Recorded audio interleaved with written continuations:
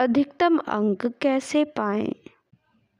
प्रतिभा मेधा संवर्धन की वैज्ञानिक विधि, scientific method of talent refinement.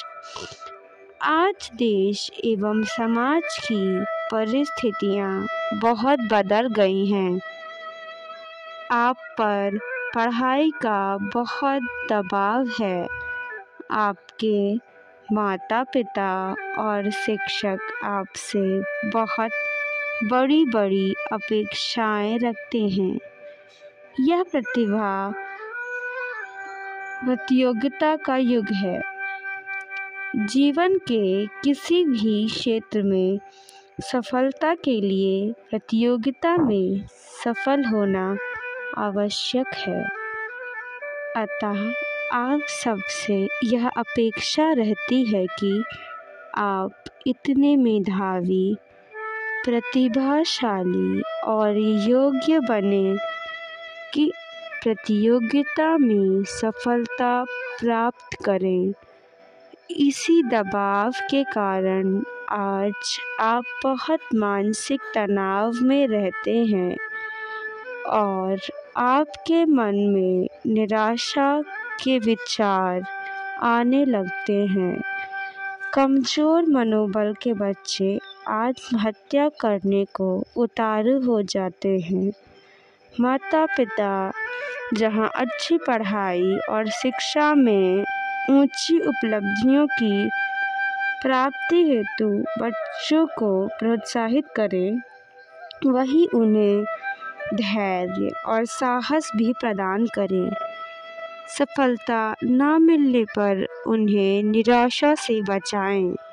उनसे कहें कि प्रतियोगिता में इसीलिए नहीं सफल हुए कि ईश्वर किसी और अच्छी ऊंची परीक्षा में उन्हें सफल बनाना चाहता है।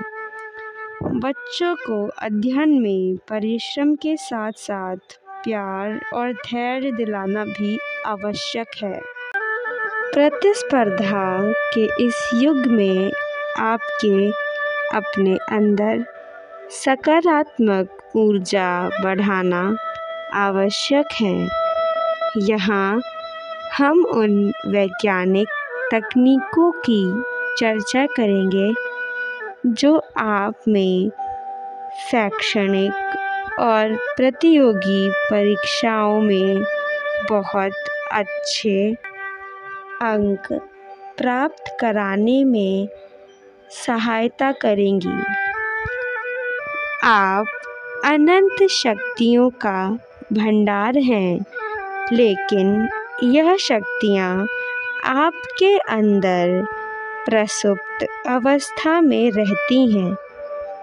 कुछ वैज्ञानिक तकनीकों के माध्यम से उन प्रसुप्त शक्तियों को जागृत करने में सफल हो सकते हैं। जैसे यदि किसी को पहलवान बनना हो तो इसके लिए भोजन में घी, दूध, मेवों को भरपूर व्यवस्था हो और व्यायाम तथा कुश्ती के दाव पेच सिखाने की सुविधा हो तो उसे पहलवान बनाया जा सकता है।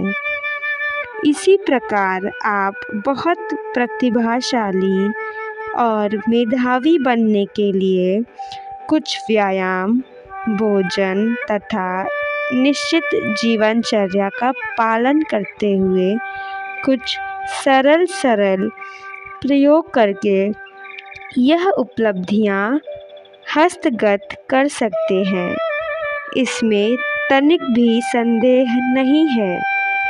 यदि आप इस पुस्तक को भलीभांति समझकर पढ़ लेंगे और उसी के अनुसार अपने अभ्यास प्रारंभ कर देंगे तो आपका मेधावी और प्रतिभाशाली बन जाना सुनिश्चित है।